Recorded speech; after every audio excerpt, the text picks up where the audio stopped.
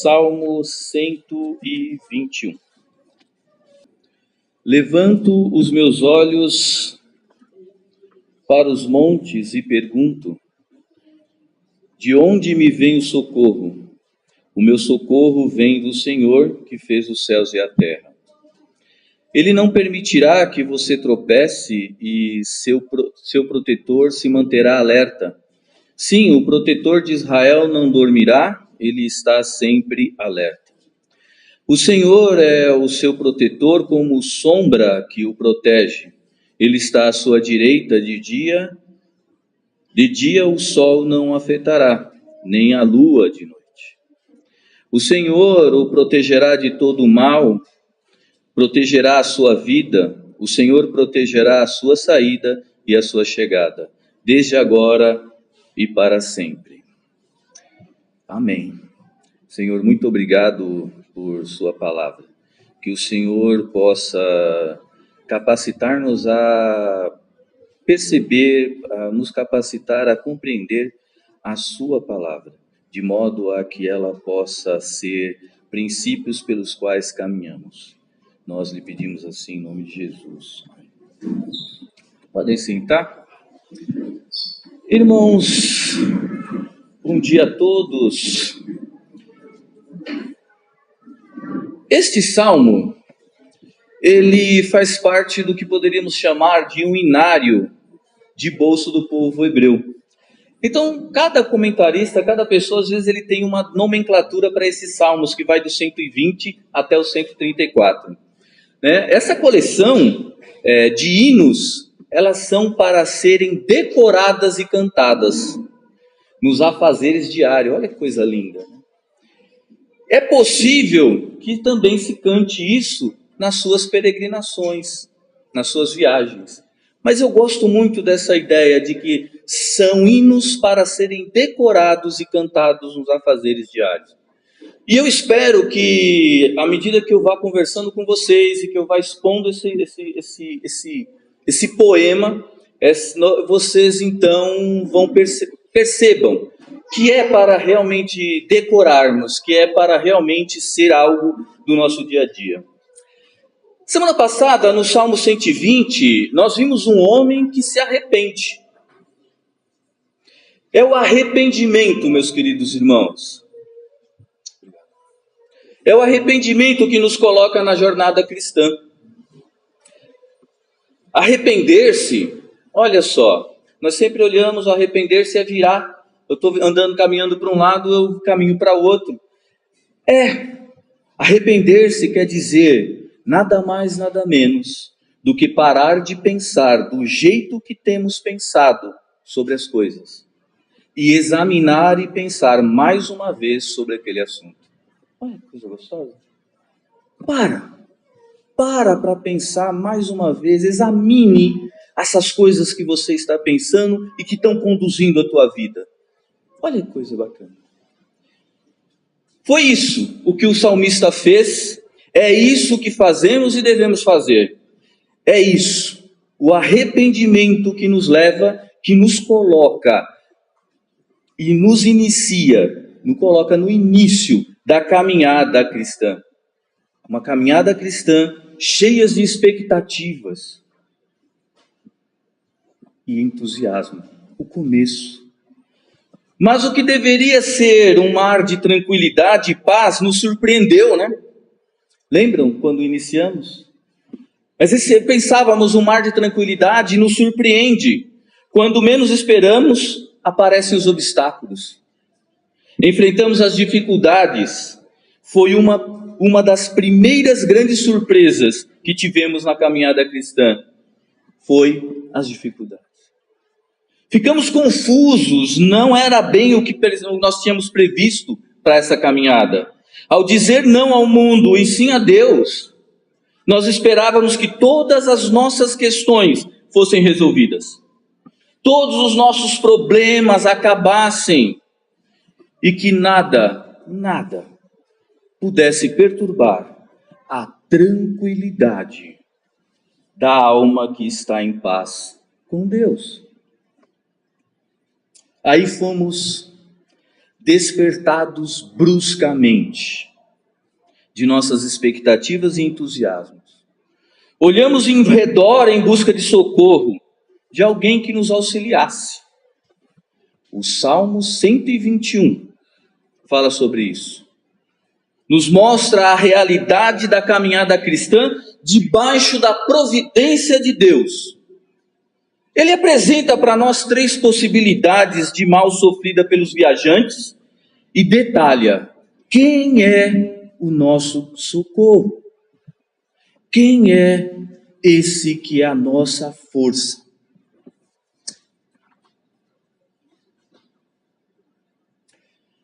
Primeiro mal, nos versos 3 e 4, uma pessoa que viaja a pé, o caso dos israelitas, né? Pode a qualquer momento pisar numa pedra em falso e torcer o tornozelo. No caso aqui nós estamos falando dos salmos de romagem, aqueles salmos dos viajantes. Então eles estavam em peregrinação rumo à cidade de Jerusalém. E as estradas eram, por mais bacaninhas que elas fossem, elas eram estradas de pedra. Então, um dos primeiros mal que é percebido pelos viajantes, né, pelos israelitas, é que eles poderiam a qualquer momento pisar numa pedra em falso e torcer o tornozelo. Para nós cristãos hoje, isto pode significar o quê? Que em nossa vida enfrentamos dificuldades e obstáculos que podem nos machucar gravemente. O segundo mal apresentado aqui, nós vemos no versos 5 e 6, uma pessoa a pé expostas por muito tempo a um sol muito quente, pode chegar a desanimar de insolação. Para nós hoje, isso pode significar a dureza da vida, que produz dificuldades e nos enfraquece, desanima e nos desfalece, muitas vezes. O terceiro mal, nos mesmos versos 5 e 6, uma pessoa viajando grande distância a pé sob a pressão da fadiga e da ansiedade, pode ficar doente emocionalmente, o que era descrito pelos antigos como ficar aluado, por isso sobre a lua. Para nós hoje isso tem o sentido de uma vida cheia de inquietações, uma vida, inquietações que ocasionam em nós, é ocasionada em nós, por conta das nossas muitas ocupações e muitas preocupações, que nos levam muito claramente, mas para nós que estamos envolvidos muitas vezes nessas ocupações e nessas preocupações, elas nos levam ladeira abaixo para uma situação de desligamento de tudo e de todos, e ficamos ressentidos, deprimidos e solitários. Em referência a esses perigos, o Salmo diz no verso 3, Ele não deixará que você tropece, Deus é o seu guardião. Nos versos 5 e 6 diz, cobrindo da insolação, o fortalece, e protegendo do aluamento da lua, ele o aquieta. Bom, o que está escrito nesses versos bate com nossas expectativas de vivermos um mar de tranquilidade e paz, onde os cristãos nunca torcem o tornozelo, os cristãos nunca enfrentam obstáculos e dificuldades, nunca sofrem insolação, ou seja, nunca perdem a sua força e desanimam. Esses versos 3 e esse ponto do 5 e do 6, eles nos levam a confirmar exatamente aquelas nossas expectativas e entusiasmos iniciais. Por que então não se confirmou isso? Nunca, esses versos nos dão a entender, podem nos dar a entender, nunca temos problemas emocionais. Nós estamos sempre tranquilos e serenos. Nós somos agora uma vida que tem paz com Deus. Por que então essas nossas expectativas não se concretizaram? Por que então as primeiras grandes surpresas que tivemos na caminhada cristã foram os obstáculos e as dificuldades?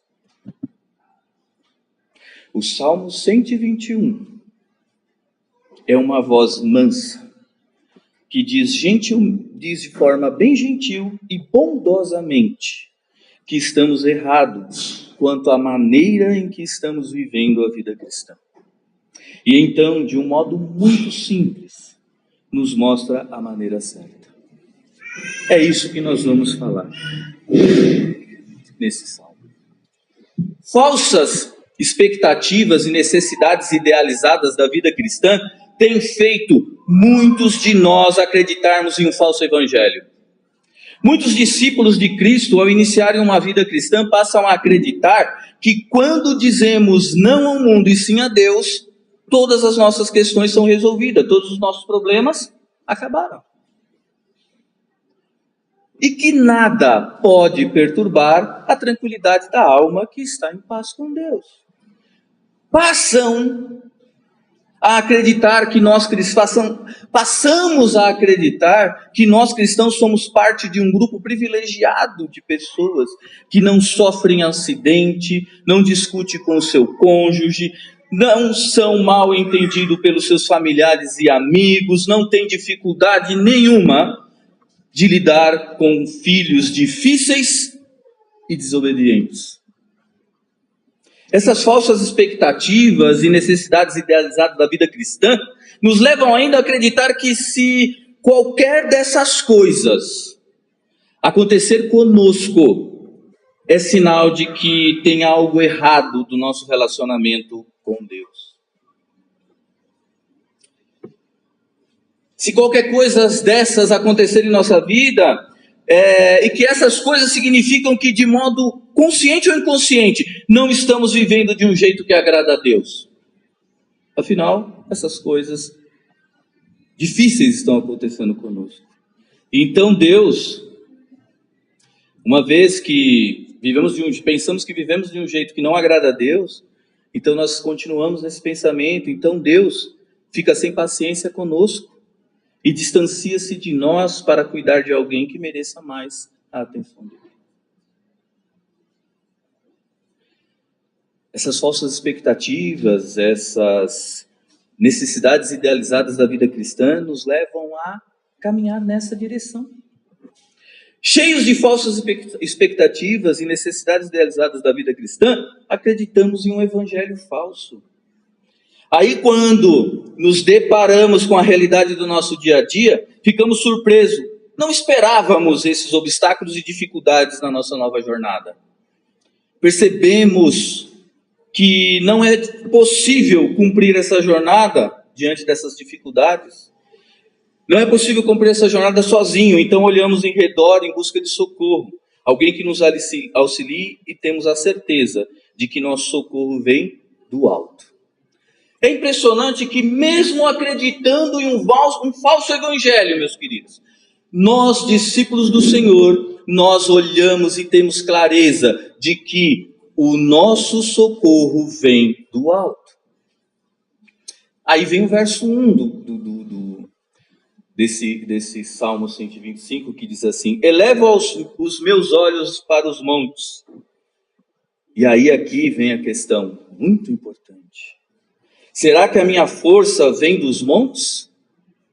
O povo hebreu, quando olhava para as montanhas, via um cenário de majestade, força e firmeza. E mais do que isso, eles viam uma grande quantidade de postes ídolos, indicando a localização de cultos pagãos, que eram praticados no alto dos montes, onde eram oferecidos remédios, proteção, feitiços e encantamentos contra todos os perigos da estrada. Olha que legal. Eles então tinham clareza, o meu socorro e a minha força vêm do alto. Eles olham para o alto. Eles veem isso, meus queridos. Estão em primeiro plano praticamente. Você teme o calor? Vá ao sacerdote do sol e pague pela proteção. Teme a influência maligna da lua? Vá ao sacerdote da lua e compre um amuleto. Está assombrado pelo demônio do pedregulho debaixo do seu pé? que pode fazê-lo tropeçar? Vá ao santuário e aprenda a fórmula mágica para impedir danos. Diante de toda essa visão, a pergunta permanece: será que a minha força vem dos montes? Será que a minha força vem daqui, dessas coisas?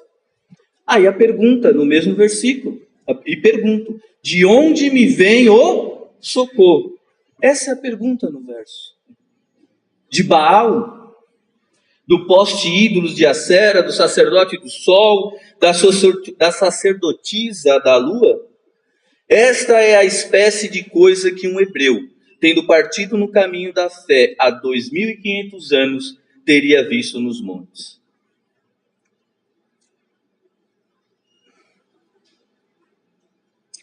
Eu acredito, sinceramente, que é isso que vemos hoje.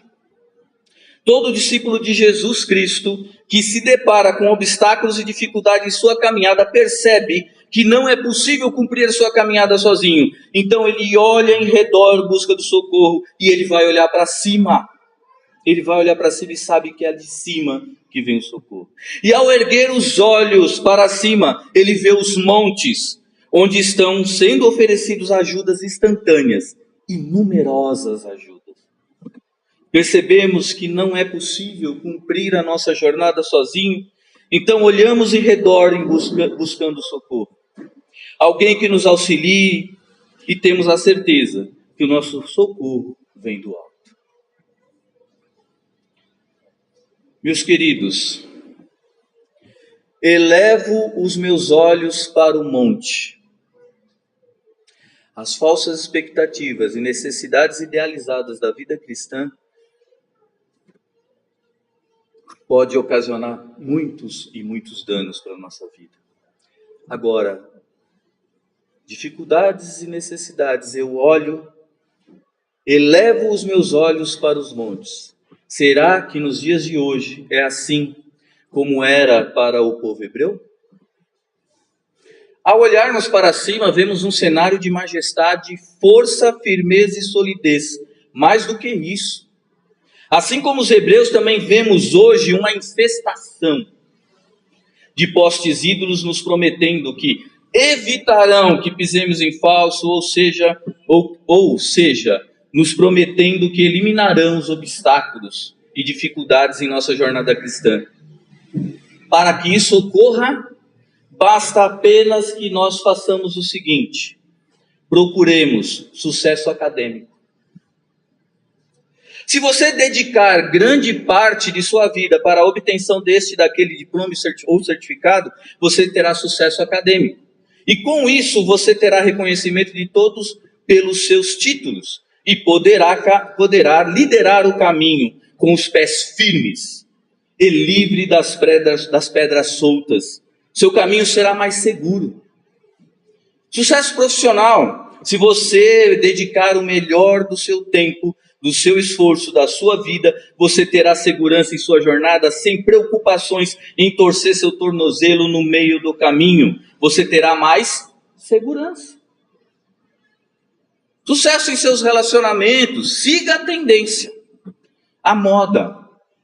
Se você se vestir com aquele modelo ou marca de roupa, se você for assim como aquela artista, como aquele famoso, você estará mais seguro, poderá caminhar com mais firmeza, evitará os obstáculos e as dificuldades do caminho. Sucesso contra a pressão: você tem que ser isso. Faça o seguinte: busque um coach, um treinador. Coach é treinador.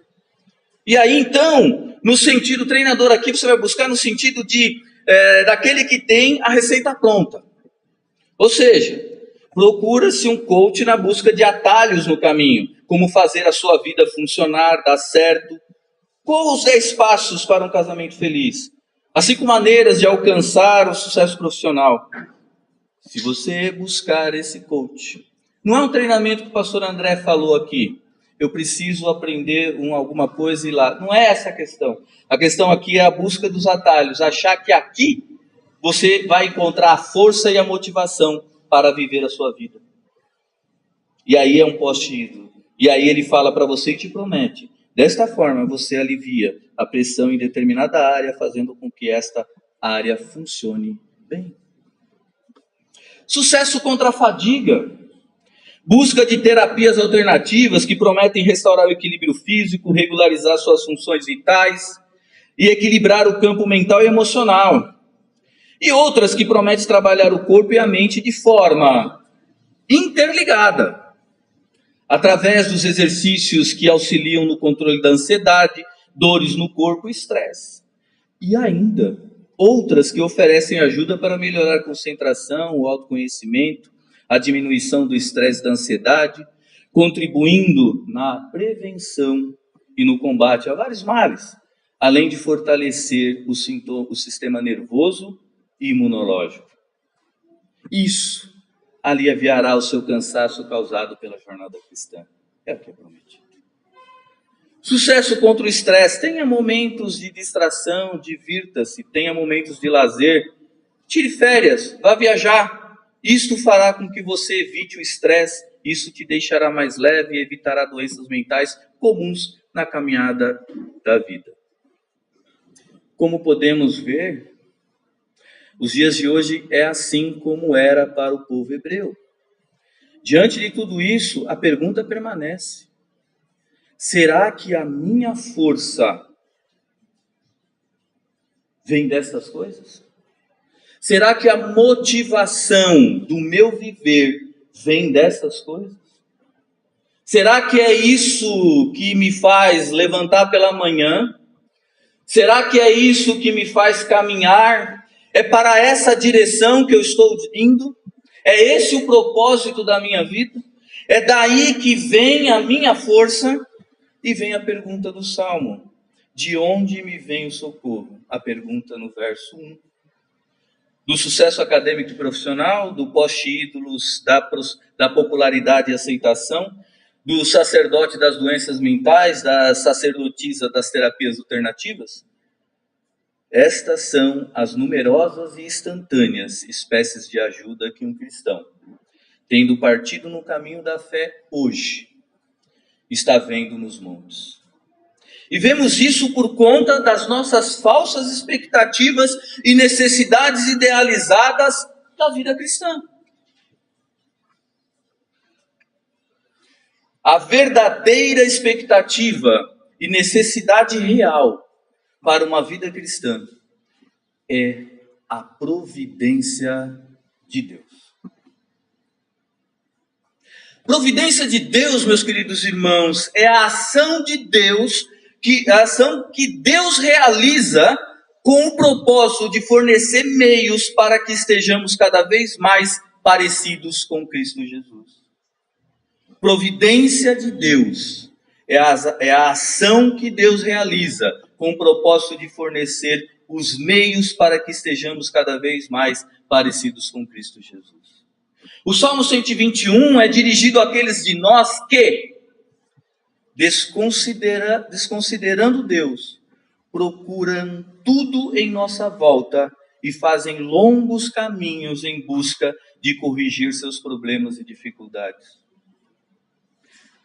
Voltemos ao Salmo. A pessoa iniciada na vida de fé cai em problemas. Procura em volta o auxílio, eleva os olhos para os montes e faz uma pergunta: minhas forças vêm do monte? Aí o salmista responde: não. A resposta é: o meu socorro vem do Senhor que fez os céus e a terra. Olhar para os montes em busca de socorro acaba em desapontamentos. São coisas passageiras, mudam facilmente. Apesar de toda a majestade, apesar de toda a sua majestade e beleza, toda a sua força e firmeza, eles são apenas montes. São coisas que só fazem sentido nesta vida, são perecíveis. E apesar de todas as suas promessas de segurança contra os perigos da estrada, todos os atrativos de seus sacerdotes e sacerdotisas são, afinal de contas, mentiras. Grandes mentiras. E assim o Salmo 121 diz não. O Salmo 121 diz não, e ele rejeita um culto à natureza, um culto ao cientificismo, que afirma a superioridade da ciência sobre todas as outras formas de compreensão humana da realidade. Rejeita uma realidade, uma religião de estrelas e flores, que afirma que a salvação depende de si mesmo, de seus semelhantes e de sua relação com o universo. Rejeita uma religião que aproveita o melhor daquilo que encontra nos montes, a mistura de diversas religiões. A religião cristã, ela é exclusivista. A verdade, a vida é uma pessoa.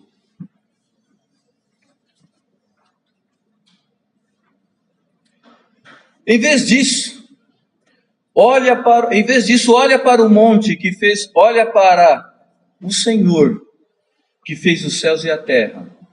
A ajuda vem do Criador, não da criatura, não da criação.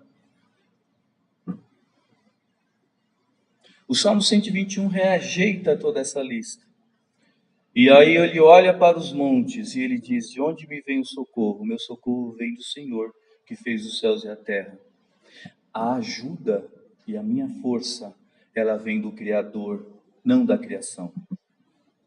O nosso Criador, e aí ele fala e começa a descrever quem é o nosso Criador.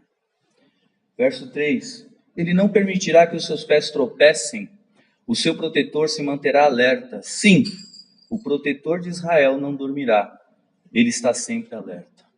Esses dois versículos poderiam ser traduzidos dessa forma: o que não permita que os teus pés vacilem, que não cochile aquele que te guarda. É certo que não cochila nem dorme o guarda de Israel. O Criador está sempre acordado, ele nunca cochila nem dorme. No verso 5, o Senhor é o seu protetor, como sombra que o protege, ele está à sua direita. Aqui a vigilância protetora de Deus, a vigilância protetora vai se desenvolvendo numa série, a partir daqui, no Salmo. A vigilância protetora de Deus, ela vai se desenvolvendo numa série de extremos, que representa a oscilação da existência humana. Sol e lua, dia e noite, entrada e saída, agora e sempre. No verso 6, de dia o sol não ferirá, nem a lua de noite. O sol e lua, meus queridos irmãos, sol e lua são os senhores do dia e da noite. Símbolos elementares da vida e da morte, são o acordado e o sono, o trabalho e o descanso. Eles podem ser benéficos, mas também podem provocar danos. O sol pode matar de insolação e a lua fazer de nós lunáticos. Uma única sombra protege. Uma sombra única nos protege. De ambos os inimigos em suas duas zonas temporais, dia e noite. Dia e noite são movimentação do tempo, seu giro periódico de todos os dias. Uma única sombra nos protege de dia e de noite. No verso 7 e 8, o Senhor o protegerá de todo o mal, protegerá sua vida, o Senhor protegerá sua saída e sua chegada. Entrada e saída envolve toda a atividade humana, é a expressão dos extremos. Saída do trabalho e entrada em casa, projetos começados e concluídos, saída do nascer e entrada no morrer. O guardião protege a porta. Ele guarda a entrada e a saída. Esse é o Criador dos céus e da terra. Esse é o Deus protetor. Esse é o Deus providente. Desde agora e para sempre, agora e sempre formam as extremidades essenciais. O passado já foi. A proteção há de se sentir no momento presente do perigo. E tem que estar seguro, tem que estar assegurada essa proteção para o futuro. De outro modo, a tranquilidade não é plena, e o espírito angustia-se pelo que pode ver. Essas extremidades representam toda a vida humana. Enquanto a existência do homem acontece no ir e vir, o homem pode confiar-se nesse vai e vem da vida. Porque o Senhor guarda esse vai e vem. Deus vela e guarda. Alternâncias, vai e vem da vida, extremos, início e o fim da vida. O Senhor, Deus, vela e guarda. A promessa do Salmo, tanto aos hebreus como aos cristãos, não é que nunca iremos dar topadas com os pés, mas que nenhum ferimento, nenhuma doença, nenhum acidente, nenhuma ansiedade terão poder maléfico sobre nós. Isto é, poderá nos separar dos propósitos de Deus para nós. A verdadeira expectativa e a necessidade real da vida cristã, meus queridos irmãos, é a providência de Deus. Providência de Deus é a ação que Deus realiza, com o propósito de fornecer os meios para que estejamos cada vez mais parecidos com Cristo Jesus. 3 vezes o Salmo 121 refere-se a Deus pelo nome pessoal Yahvé, traduzido como Senhor, nos versos 2, 5 e 7. 8 vezes ele é descrito como guardião, ou aquele que guarda, nos versos 2, 3, 4, no verso 5, 2 vezes, no 7, 2 vezes e no 8. O guardião da sua e da minha vida. Aquele que, através da sua providência, todas as suas ações que ele realiza, tem o propósito de nos fornecer meios para que estejamos cada vez mais parecidos com Cristo Jesus. Esse é o seu propósito. Ele não é um executivo impessoal dando ordens lá de cima. Ele é um ajudante, ele é uma ajuda presente e a cada passo de nossa caminhada cristã. Você acha que o modo de descrever, você acha que o modo de contar a história da jornada cristã é descrever seus problemas e tribulações? Você acha que o modo de contar a história da sua jornada cristã, é descrever os seus problemas e tribulações? Não é. O modo de contar a história da jornada cristã é dizer o nome e descrever o Deus que nos preserva, acompanha e governa. Nem toda a dificuldade do mundo pode nos machucar, a não ser que entre em nós. Imaginem um barco. Ele pode ter a tempestade que for. Pode acontecer o que acontecer. Se não entrar água dentro dele, ele continua navegando. Essa é a promessa do Salmo, que Deus o guarda de todo o mal. Não é o demônio da pedra solta, não é o ataque feroz do Deus Sol, não é a influência da deusa Lua, não é o demônio da insegurança, não é o ataque feroz do Deus da enfermidade, não é a influência da deusa doenças emocionais. Nada disso pode separar você do chamado e do propósito de Deus. Nada. Desde o tempo do seu arrependimento, que o tirou da terra da mentira, até o tempo de sua glorificação com os santos no céu, você está seguro? Deus o guarda de todo mal. Nenhuma das coisas que lhe acontecem, nenhuma das dificuldades que você encontra, tem algum poder para se colocar entre você e o Criador dos céus e a terra, o nosso Deus.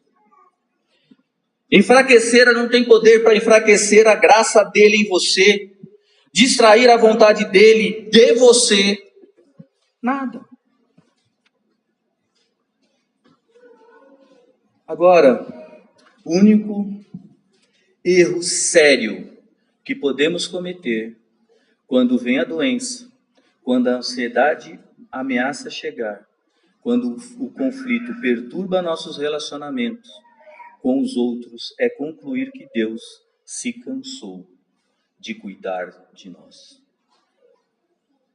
Que Deus desviou a sua atenção para cristãos mais empolgantes, ou que Deus se aborreceu de nossa obediência vacilante e decidiu deixar-nos lutar sozinho por um tempo. Ou que Deus está muito ocupado cumprindo uma profecia em algum lugar do mundo e, portanto, Ele está sem tempo para você no momento. Este é o único erro sério que podemos cometer. É o erro que o Salmo 121 evita. O erro de supor que o interesse de Deus por nós se modifica de acordo com o nosso humor espiritual. O grande perigo do discipulado cristão é que nós tenhamos duas religiões. Um evangelho glorioso e bíblico, que nos liberta do mundo, que na cruz e a ressurreição de Cristo nos torna a eternidade viva em nós. Um evangelho magnífico de Gênesis e Apocalipse. Esse é um. E um outro. Uma religião do dia a dia com a qual organizamos a nossa semana, a nossa vida entre horas de sair do mundo e a chegada no céu. Uma outra religião que organiza a minha vida. Dessa forma, guardamos o evangelho do domingo para as grandes crises da existência, para as trivialidades do dia, as horas em que nos bate uma certa insegurança para realizar alguma tarefa, ou quando uma indisposição física ou mesmo um desânimo nos acomete, ou a ansiedade e o estresse nos atinge. Para isso nós usamos a nossa religião do dia a dia. Pegamos o conselho de um amigo, a coluna do nosso comentarista predileto, a sabedoria alardeada de uma celebridade entrevistada, de uma influencer do YouTube, praticamos a religião do nosso famoso da internet. Sabemos que Deus, Criador, sabemos que Deus criou o universo e executou nossa salvação eterna. Mas não conseguimos crer que Ele se digne a assistir a novela das nossas tentações e tribulações de cada dia. Então damos o nosso jeito, né? Compramos nossos próprios remédios para isso. Pedir que Ele trate daquilo que nos perturba diariamente é como pedir a um famoso cirurgião que ponha desinfetante em um arranhão. O Salmo 121 diz que a mesma fé que funciona nas grandes coisas, funciona nas pequenas também. Deus de Gênesis 1, que das trevas tirou a luz, é também o Deus do dia a dia hoje, que nos guarda de todo mal. É o mesmo Deus. A coleção de Salmo de 120 a 134 é de hinos para serem decorados e cantados nos afazeres diários, durante nossas viagens a Jerusalém. Lembre-se, estamos em uma jornada rumo a Jerusalém Celestial.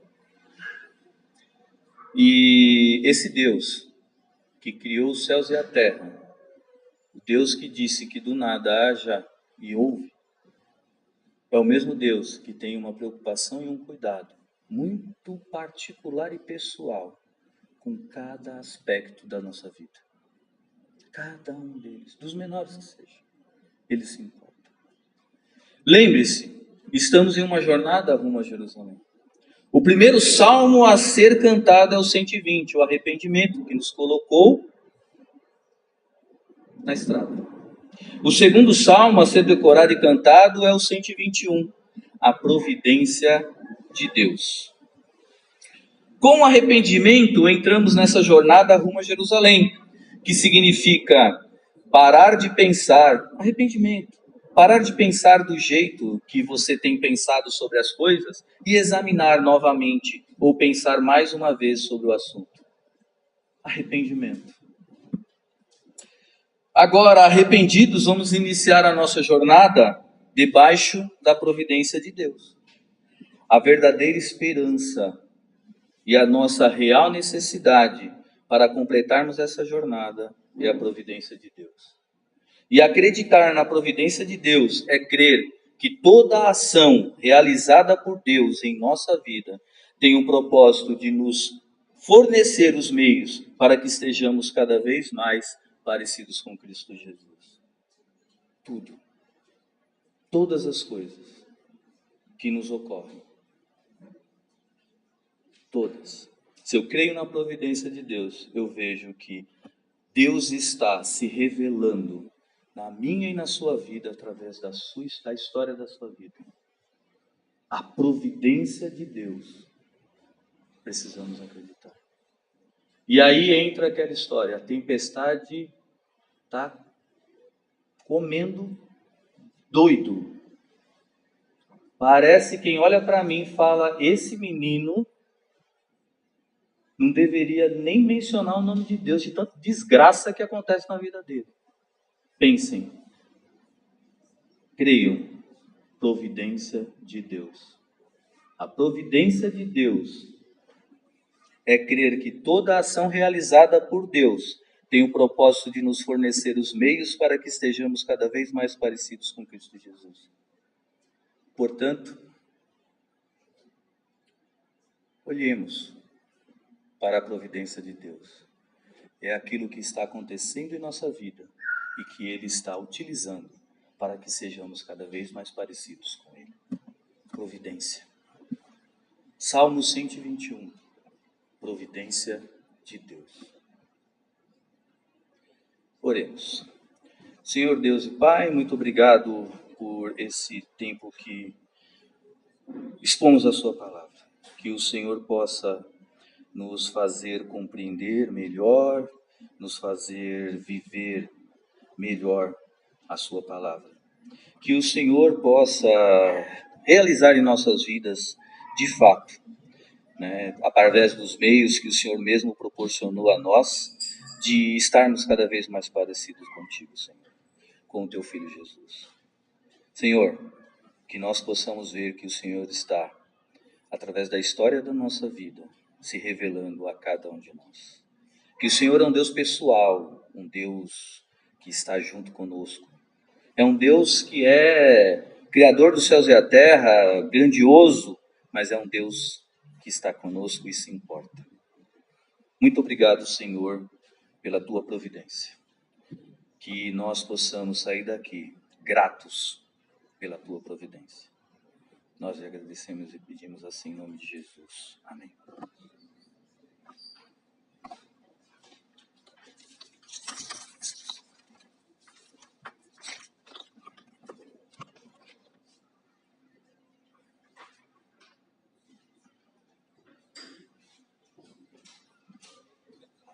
Vamos em pé, irmãos, por gentileza.